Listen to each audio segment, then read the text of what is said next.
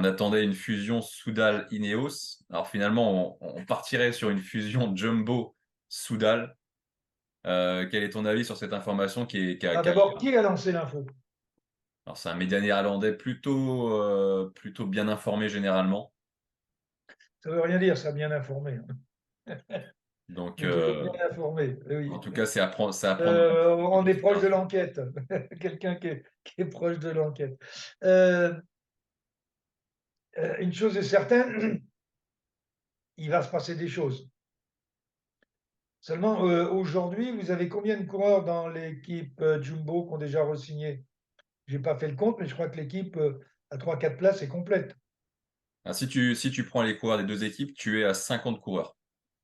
Ben oui, donc il y a des choses qui mathématiquement, voire financièrement, paraissent difficiles. C'est beaucoup moins compliqué avec Ineos, puisque je crois qu'ils n'ont qu'une douzaine ou 12 ou 14 coureurs sous contrat.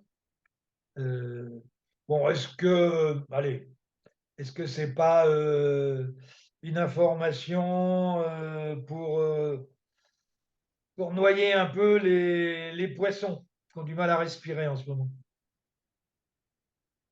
En tout cas, si ça se fait, ça ferait une sacrée armada. Ça ferait des problèmes également à régler, mais ça ferait une sacrée armada. Oui, si vous mettez les 50 meilleurs buteurs du monde au PSG, ils n'iront pas gagner la Coupe du Monde, hein. Enfin, ou la Coupe d'Europe.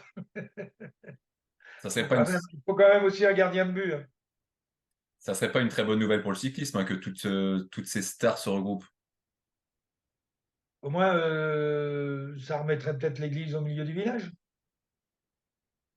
C'est-à-dire, que ça finirait par exploser. ouais.